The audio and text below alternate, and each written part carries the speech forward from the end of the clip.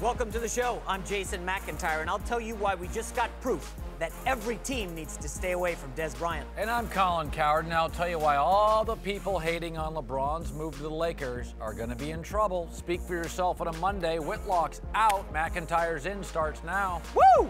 Ready to go. Hello and welcome. Jason Whitlock is off today, but we're joined now by former NFL coach Eric Mangini, former Pro Bowler T.J. Houshmandzadeh. Let's move to New England, where the drama around Tom Brady continued this weekend. So this time it has nothing to do with Bill Belichick, Jimmy G, or Malcolm Butler. Instead, Brady was taking questions from the media. One reporter decided to get a little cute. Tom, when Julian tested positive, a lot of people connected it to Alex Guerrero. Just what's your reaction to that? Do you think it's fair? I have no comment. It's just ridiculous.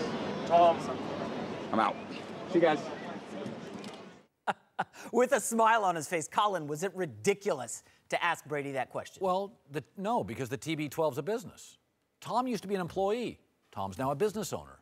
We didn't create this topic. If I'm sitting in New England, I don't want to ask him about stuff like that. I don't want to go up to legends and ask them tough questions. I like us to have a relationship. They can give me information. Tom creates a business. Belichick's had to answer to the business. He's come out and talked about Guerrero. I didn't know who Alex Guerrero was. We didn't create these topics. Nobody wants to ask a coach about a trainer. Nobody wants to go to a legend and ask about a clinic. But here's what I would say to the people that say it's not a topic. If one more Tom Brady clinic person gets busted, it's not a topic then. It's a health and fitness brand. We just had a guy busted for PEDs. So again, if it was a clothing brand, if it was a landscaping brand, it's a health and fitness brand.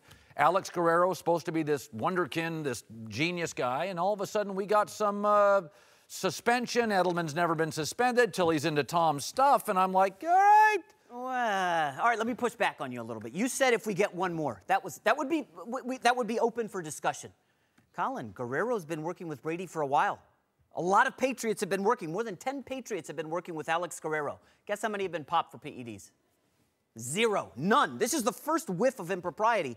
And I believe when you look at Edelman, 32 years old, coming off a major injury, is it possible that he maybe strayed away from Guerrero and tried his own thing to come back? Yes. And we're looking at a guy in Tom Brady who doesn't need to get involved in this. This is not his mess. I know you said he's connected to the business, but just because he is 41 and doing things that no quarterback's ever done, it feels to me like the media is looking for something with Brady. How is he MVP at 40 years old? We've never seen this.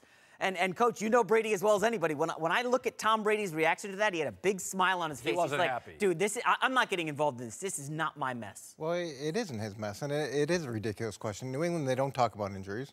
They don't talk about anybody else's situation. That's never been done. And the idea of putting him in a position where you're calling into question whether or not his success is somehow tainted, I don't think that's very fair. And in terms of owning a business, you've owned businesses outside of TV, haven't you? Yes. Do you know all the things that happen in your businesses? No. Exactly. So just because you support a business or you're part of a business, it doesn't mean that you know every single thing that's happening from a day-to-day perspective.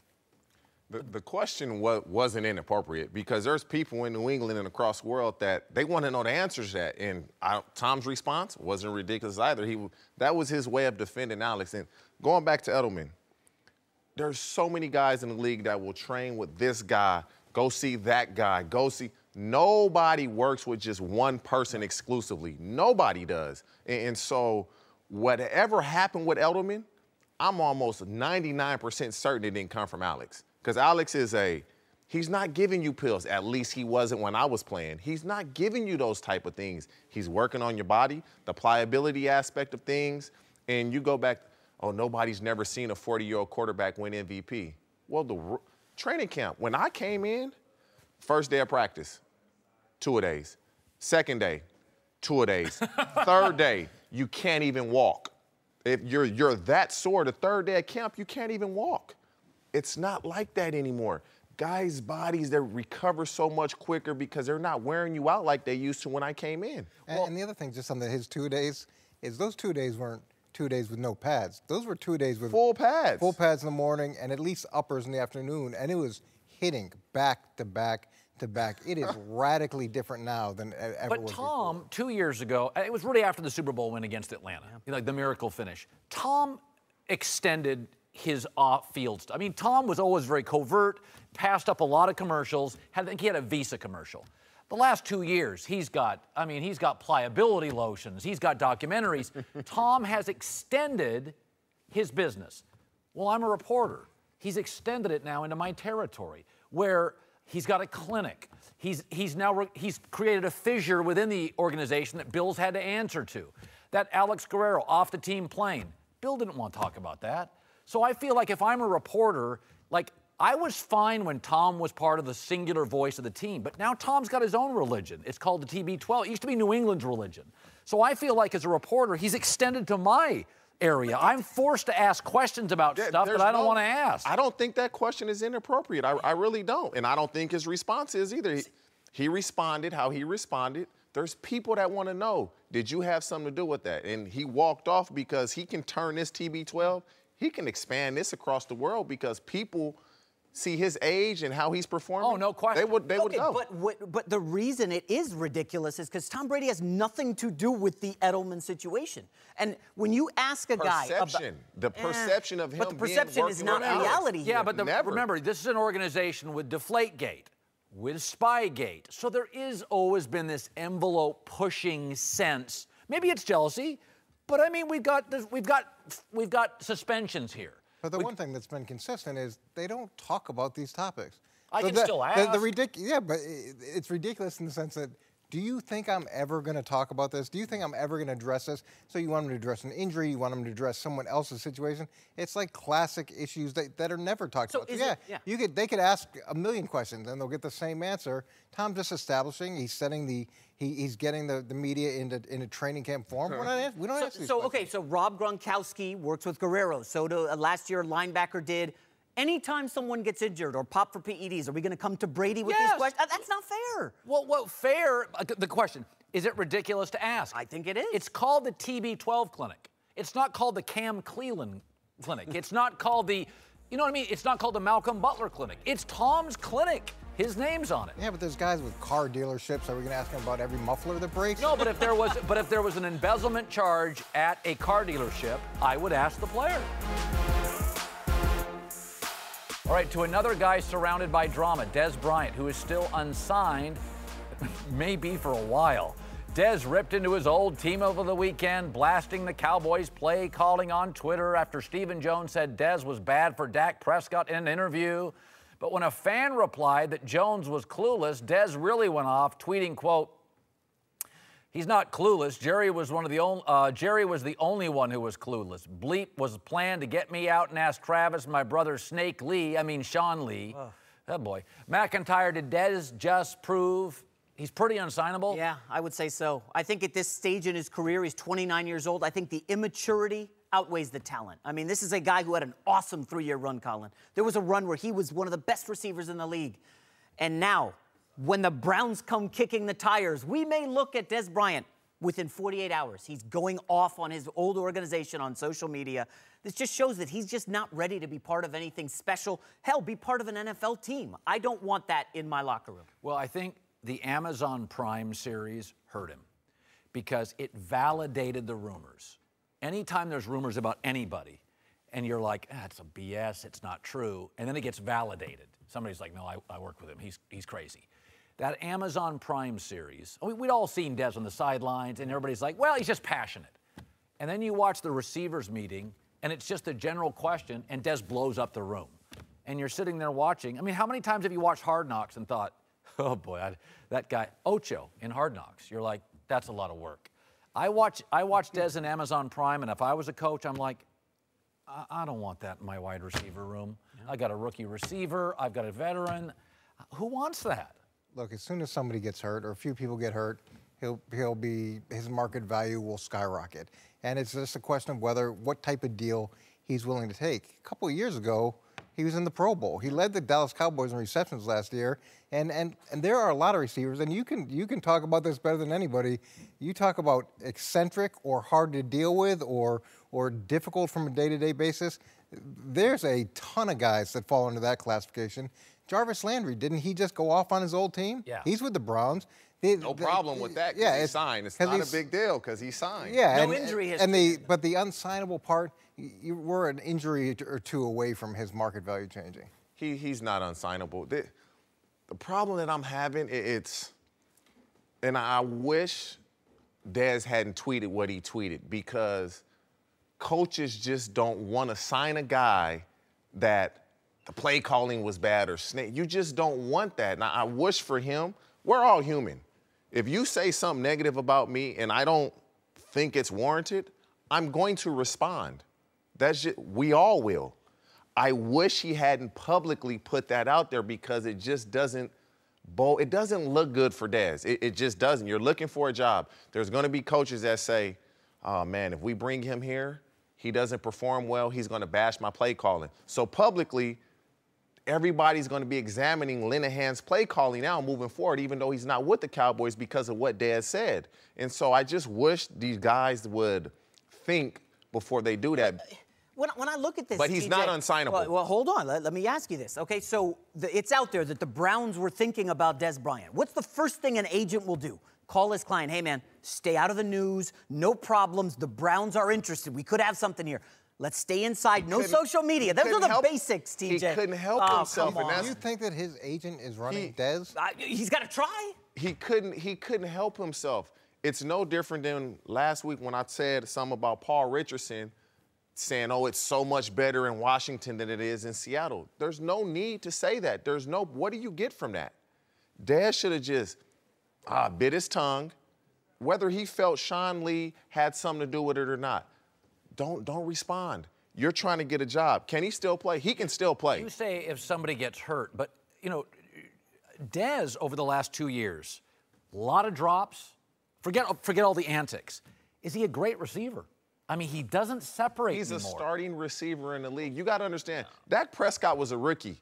And so you're not really pushing the ball down the field as much.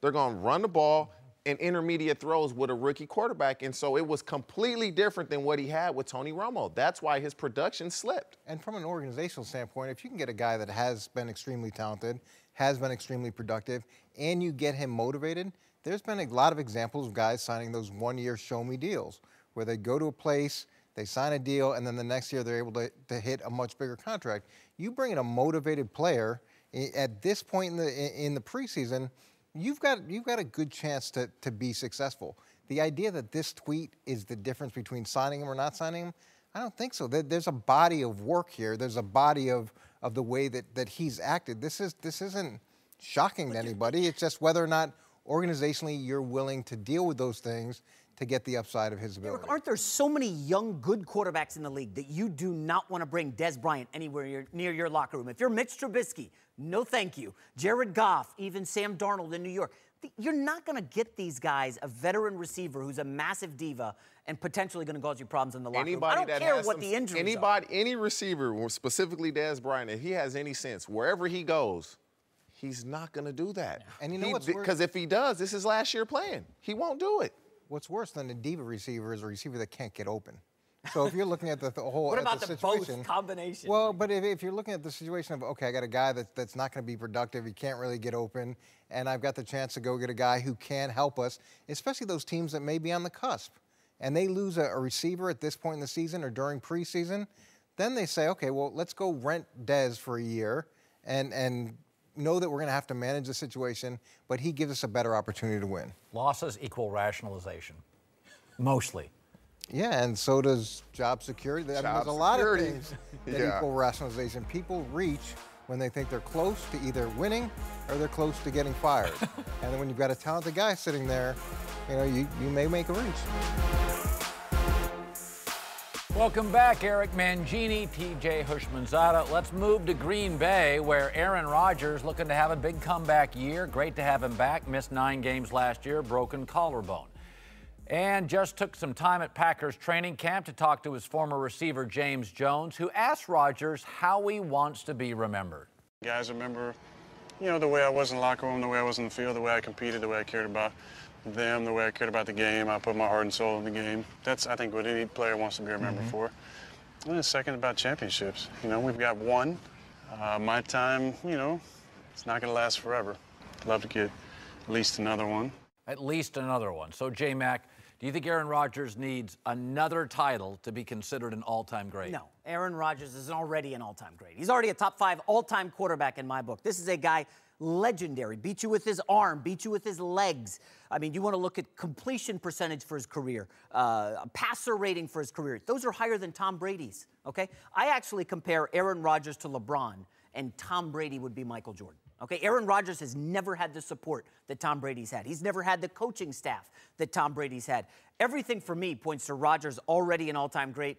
I think you're selling him a little short. If he wins another title, great, but this is a guy who was leading the MVP race last year before he got hurt. He was an onside kick fumble by some tight end in Seattle. Remember that epic game in overtime? Yeah. I mean, they win that, they go to the Super Bowl. Like, Aaron Rodgers is So right there. time out. Let me get this straight. So Brady is who? Michael Jordan. And Aaron's who? LeBron. So is Joe Montana Robert Ory? Yes, there you go. Boy, first of all, Of course not. I don't even know what all-time great is. To me, if you look at Aaron Rodgers today, he's Steve Young. He has a Super Bowl. He's got 2 MVPs. He had to sit like Steve Young behind a legend for a couple years. Unfair to him, but the way it worked. He went to a good organization with a very good offensive-minded coach, both all-time efficient, smarter than average, better mobility than average, and they were both quirky. One was a lefty. People didn't like to draft lefty quarterbacks, and Aaron was a little small at a Cal, a little mechanical and a little small compared to the Marinos and the Bradshaws and the Aikman. I love Aaron. He's great. There are times he's not the greatest leader. He ad-libs out of successful plays. I have known 3 or 4 teammates that have said he can be aloof. He is not always the world's best leader. I don't see the whole MJ GOAT thing. I think, no, by the way, Steve Young Hall of Famer, Aaron Hall of Famer. I'm not doubting that. You start getting into all-time great, where's Elway? Where's Montana? Where's Peyton Manning? I know a lot of people think Marino's the greatest talent to ever play quarterback. I don't think he's better than those guys. I don't. I think he's had a lot. The best 8 quarterbacks in my life I've seen play. Now, again, Bradshaw may have the interceptions, but in the years I grew up in my 20s, he was a monster. He was the biggest arm in the league. He was a 6'4½", 225. He was drafted #1 out of, like, Louisiana Lafayette. The draft wasn't even televised. Those are the best 8 quarterbacks I've seen. By the way, Young, Rodgers, Fouts, Big Ben, all real close. Well, you got Drew Brees on that list. He's only got 1 Super Bowl. You've got a guy, you talked about Dan Marino, he's got no Super Bowls. The question is, does he need to win a Super Bowl to do that? And I don't think he does. You also brought up the point that he ad-libs out of some good plays. He also ad-libs into a bunch of really good plays. And he is unique in the sense that he's got incredible accuracy. He can hurt you in the pocket, but then he's got that ability to move that other quarterbacks like Peyton Manning and Tom Brady never had, and he's got that accuracy on the move as well.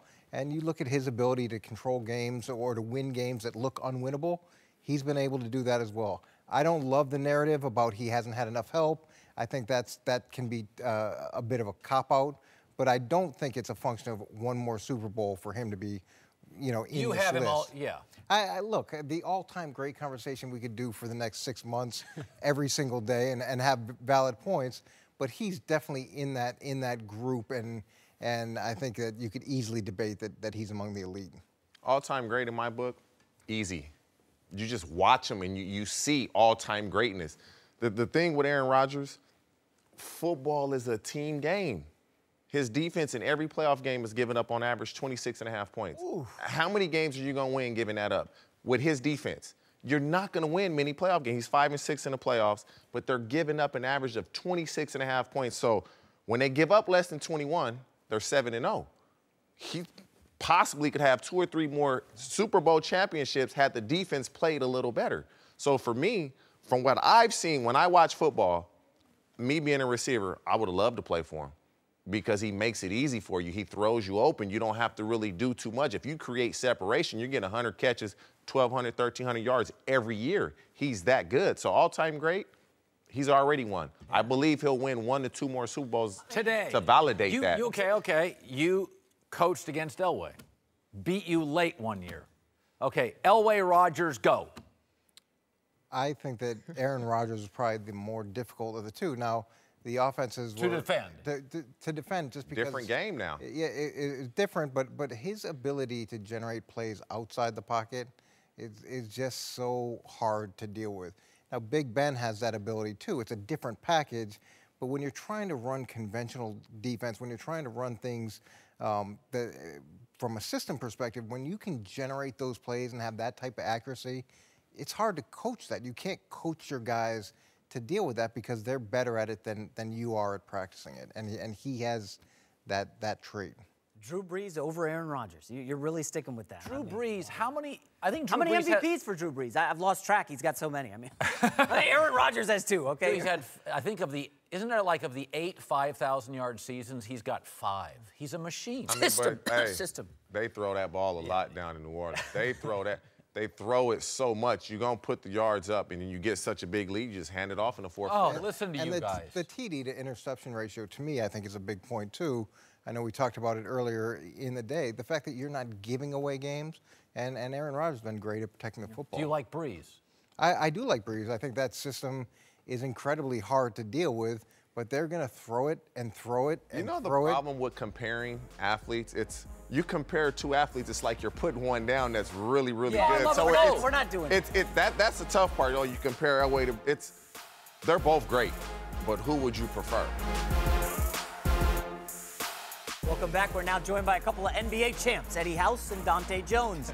Let's move to the league where everyone's favorite source, anonymous player, has struck again. This time telling reporters that LeBron's move to LA wasn't actually about basketball, explaining, quote, he's not coming to the Lakers. He came to LA. LeBron, for his part, disagreed in his first public comments about the move. This is kind of like a dream come true for me. You know, growing up, I was a Cowboys fan, I was a Bulls fan, I was a Yankees fan, and I've always felt like that was like one of the historic franchises. And you look at the Lakers, being able to play for a historic franchise, with so much history, and now being able to partner with Magic Johnson, someone I kind of like, looked up to when I was younger and, wanted to make no-look passes like Magic, wanted to get on the break and be Showtime like Magic, and then for it to all come to fruition at this point, I think timing is everything. All right, Colin, LeBron's biggest fan. Do you think the Lakers are LeBron's top priority? Yes, he has a right to a life. Michael Jordan had quite a life beyond basketball. Listen, what smart players do is as they get into the last stages, probably the last 4 or 5 years, Tom Brady's doing this. They move into what I would call the mogul stage. The first stage for LeBron was, here's how gifted I am. We're all like, wow. And then people want titles, Grammys, Oscars. That's why Leonardo DiCaprio did a movie with a bear and didn't talk. I got to win an Oscar. Then you win rings, Grammys, Oscars. And then, now you got $100 million net worth. Everybody knows you're great. And that's mogul stage, which is, I still care about acting, but I'm going to be out of this sport in 4 years, and I'm going to build my brand. It's okay. Listen, LeBron's a smart guy. LeBron gets it. LeBron's like, listen, I can do business in Cleveland, but I can go to dinner, I can go to lunch every day with a big shot in L.A. It's probably a little better for his brand. I'm okay with that. Yeah, but without question, the Lakers are his top priority. But everyone has those side priorities. Steph Curry's getting into the movie business now. Kevin Durant in Golden State is now in Silicon Valley heavy. Like, this is what guys do on the side, but the Lakers are clearly his top priority. I mean, I said it on the show, and I believe Whitlock laughed when he was here that day. If LeBron can take these Lakers, who for the last 5 years have the worst record in the NBA, if he can take this Lakers and take down the Warriors in the next couple of years, I believe that'll solidify him above Jordan as the greatest of all time. I agree with that. I do. I think that's true.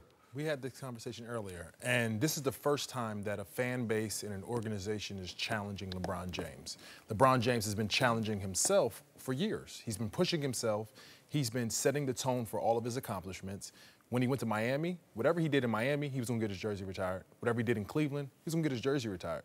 But in order for him to get his jersey retired as a Laker, he has to bring championships. He has to bring a level of championship for an extended period of time to get him a statue and to get his jersey retired as a Laker. So now this organization and this fan base challenges him rather than him having to continuously challenge himself, which is hard because you get to a point where you have so many accolades and you rest in your own accomplishments. Right. So now he's being challenged by a set of fans that only stand for the best. They only stand. And They only rate success on championships. And love their last player, Kobe.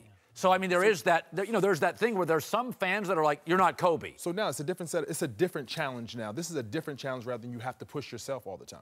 Well, I think, of course, the Lakers are a top priority. He's a basketball player first. How he was able to put himself in position to be in L.A., to be in movies, and do all these other business endeavors is because of basketball. That's the first thing that he is a basketball player, and then he's a businessman after that. He's definitely taken this. I think the one thing about it is if you look at him, he's more relaxed. He's living life. He's going out to dinner with Leonardo DiCaprio, Al Pacino. He signed on to do a movie. HBO picked up the Uninterrupted. He's living life right now. He's in L.A. He's enjoying it, and he has no pressure and no expectations. I mean, if the expectation is just make the playoffs, I mean, that's no pressure for them. They're definitely going to make the playoffs. People thinking him coming to the Lakers is the end of his reign. I don't see it like that. I see it as it's a new beginning, a new chapter for him, because people want to say how tough the West is not that tough. You telling me that he's not going to be better than New Orleans? Portland? You telling me he's not going to be better than Portland? He's not going to be better than Portland, Memphis, all those teams. He's going to be better. Utah? He's going to be better than Utah. He jumps as the third best team, and just his presence. And then this is a situation where this team is not done yet. This is just the season hasn't started. They haven't finished. It's a blank slate over there. This is an absolute challenge for a guy who has not been who has done basically everything you can do, and is trying to set more records, to set a better standard for himself. And basketball is definitely his first priority. Listen, when Michael Jordan came back to the Bulls at 33, they won 3 titles. Okay, LeBron doesn't have the wear and tear of college. Michael did. They're the same age, right? Okay, Michael broke his foot year 2. LeBron's never had a major injury. The NBA is more of a cardio league than a hand check, collapse on the floor league. Right now, it's physical. So LeBron's got also health and wellness is better today than 25 years ago, Definitely. 20 years ago. Science is LeBron's a bigger, stronger athlete than Michael Jordan. You know, it's funny how many people, if you go to look at LeBron last year in his Eastern Conference run, you could make an argument that was the greatest Eastern Conference run statistically, efficiency-wise, he'd ever have. He's still the best player for a minimum of 2 years, I'd bet 3. He's all good. This idea that he doesn't care about the Lakers is, to me, it's just crazy. Because remember, he's the one who went outside the box. He's getting laughed at for Lance Stevenson, Rondo, JaVale. I like it. Remember, people laughed when he picked up Mozgov and J.R. Smith in a trade. They ended up winning a title with J.R. Smith, okay, in Cleveland. Like, LeBron, there's a method to his madness, and I firmly believe it. I'm not going to doubt LeBron. To another guy on the move, Carmelo Anthony, who has been waived by the Hawks and will reportedly sign with the Rockets once he clears waivers. That's the plan. Now, Melo's been in decline for years. He's made it clear he doesn't want to come off the bench. He will not. So, J-Mac, the question becomes, does he help the Rockets? No, not in any way, shape, or form. I mean, this is a mind-blowingly bad move for the Rockets. I mean, Colin, think about this. They win 65 games last year. For the first time, Mike D'Antoni's team plays defense. Remember, that was the big story last year. They can lock people down. Twice, Eddie House is laughing, but twice, when they beat the Warriors when they lost to the Warriors in that series, they beat the Warriors twice with defense, held them under 95 points. Melo doesn't play a lick of defense. He's not the offensive player he once was. They're losing Trevor Ariza, and people are glossing over this. That is a massive loss defensively. Great two-way player. Carmelo Anthony's going to go in there. Hey, I'm not sitting on the bench. I'm starting. Who are you going to start over me? Ryan Anderson? He'll laugh at that. Carmelo is going to be a disaster in Houston. I think they precipitously fall from 65 wins. The weird thing about Carmelo is this is a analytic-driven organization. That's what Houston is. Houston is, you know, not everybody. The Knicks pushed, Byron Scott pushed. A lot of people pushed back. That's fine. But they've been all in on analytics. Melo's not a great analytic player. He is very much old school. So I don't know if it's a disaster because he's still a gifted player. But we have the combination of it's an analytic organization, not Melo's strength, and Mike D'Antoni is a mostly passive leader. He's not a fist pumper. He's not a Pat Riley. Right. He's not some young Brad Stevens where he's this academic. Mike is a player's coach. He doesn't push back. He struggles with confrontation.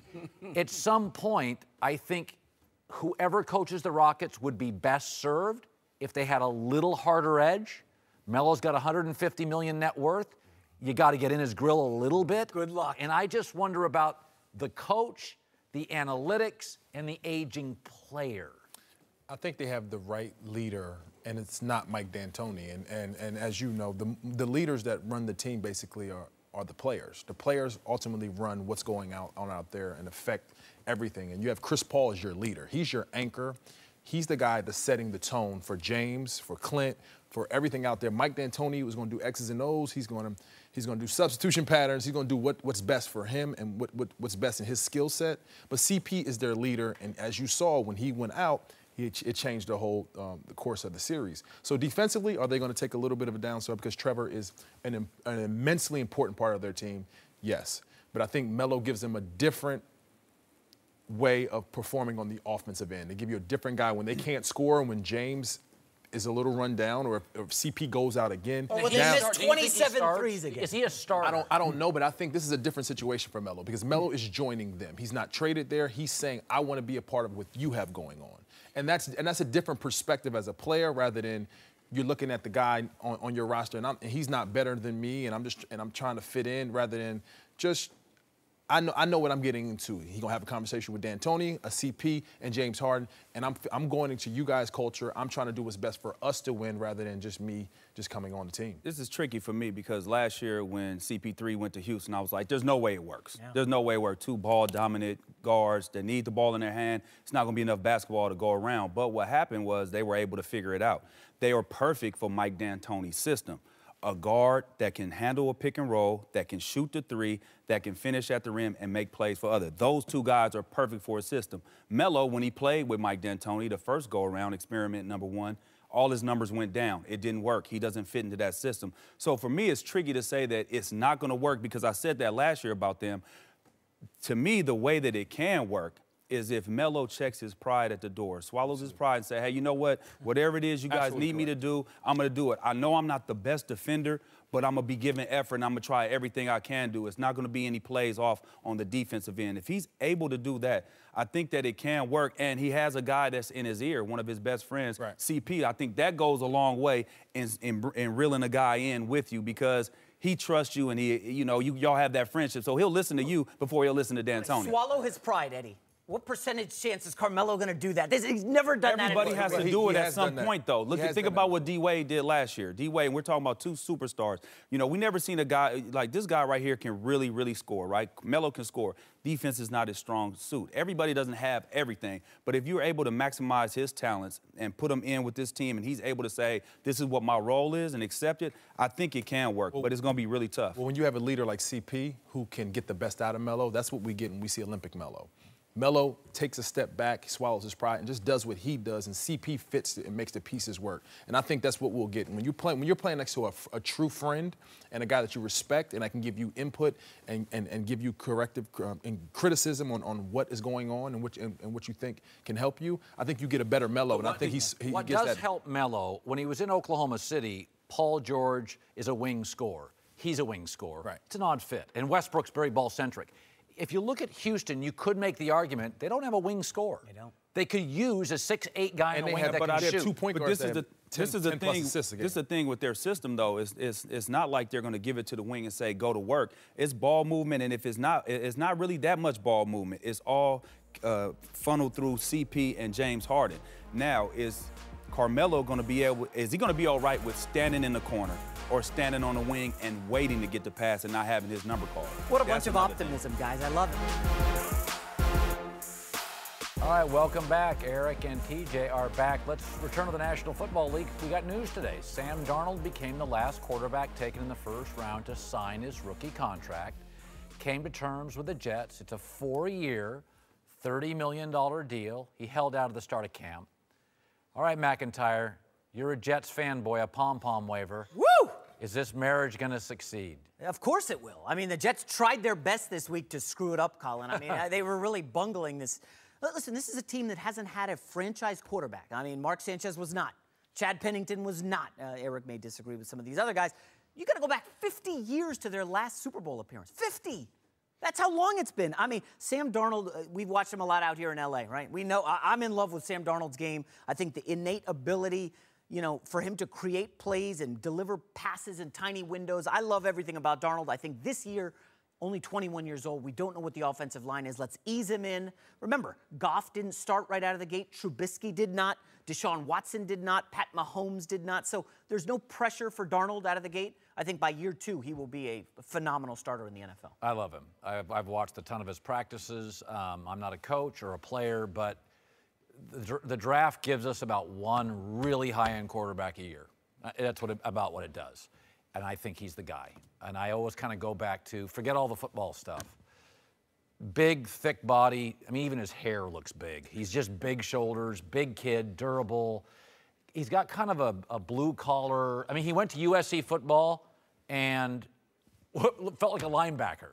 And I like his whole mentality. And I think it's kind of L.A. kid, goes to a high school nobody talks about. They kind of feel like they find him. He wasn't a huge recruit. And he comes in, and in a week, the highly touted recruit transfers, seeing on the field, I'm not that good.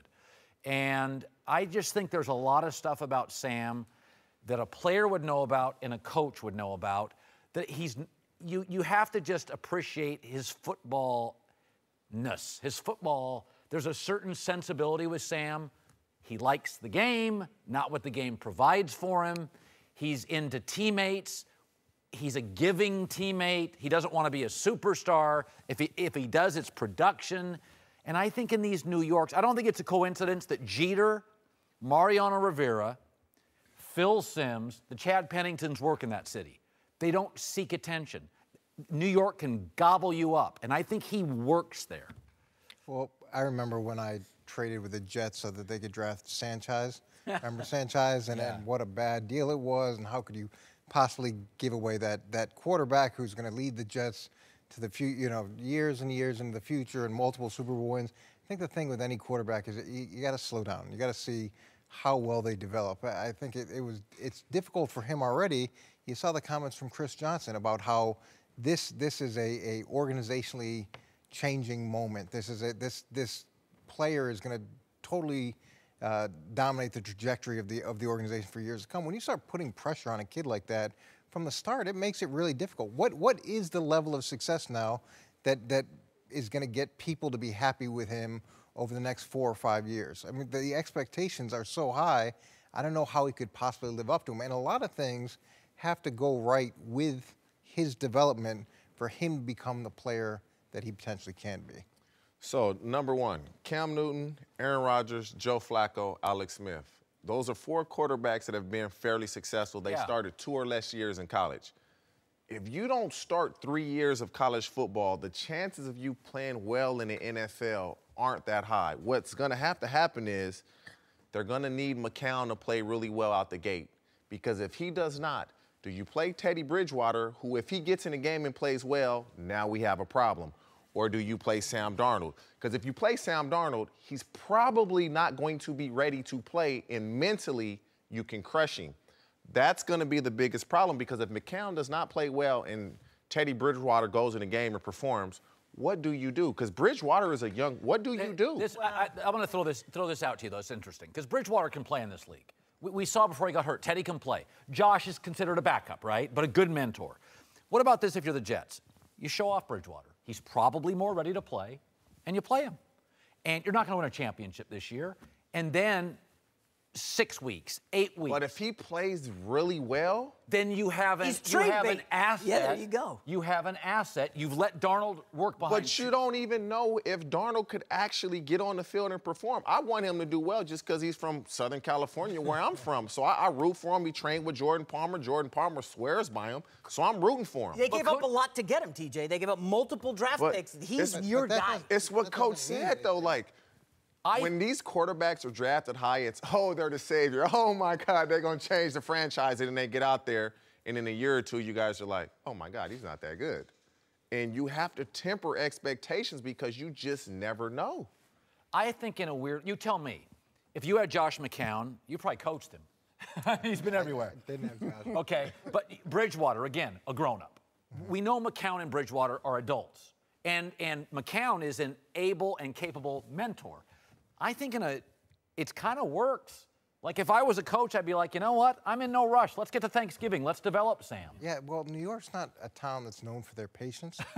and the words of the ownership, or words of the ownership, is not a patient tone either. Oh. I mean, they're looking to get him in as quickly as possible. They're looking to fill that stadium.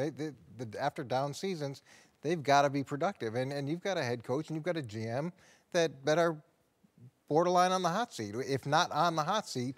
So there's going to be different conflicts going on here. He started 2 years. Do you win right now? That's tough. Or do you try to look longer term? But is the head coach and the GM, do they have a longer term viewpoint right now based off the situation they're in?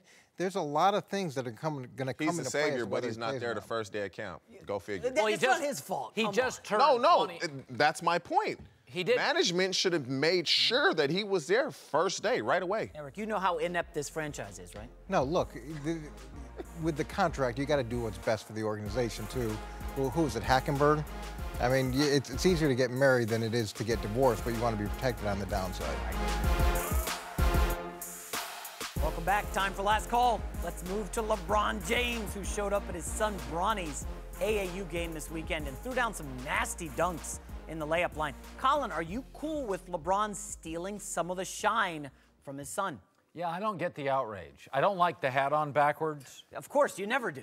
I don't have to rethink my position on that, but a lot of people were bothered by this. Yeah, but LeBron's who are these people? Are we talking about Twitter eggs, Colin? If you were in that gym and LeBron did this, wouldn't you be like, dude, I got a free dunk contest from this LeBron. Is great. Like, This I'd be is like, get my phenomenal. phone, I'd take a picture. I'm like, you're not going to believe what just happened in the gym I'm just in. Yeah. Like, why are some people? This is something we wish we all saw at a gym on a Sunday. 100% agree. To Tuscaloosa, where the University of Alabama just announced a new contract for Nick Saban, extending his deal through 2025, paying him $8.3 million this year, the most in college football. Colin, is Saban actually underpaid? Yes. Anybody that coached at Alabama, if he retired tomorrow, you'd pay $5 million. Okay, so is Nick worth $3.3 million more than Ed Orgeron? Or, I mean, who would get the job? So disrespectful to Ed. No. I mean, if Nick left and you were hiring a guy that's considered, I mean, how many, Urban Meyer's not leaving Ohio State, Nick's making $3 to $3.5 more as the greatest college football coach ever than the average guy that would get the job. The market decides, as always. He's worth every penny and That's more. it for us. See you tomorrow.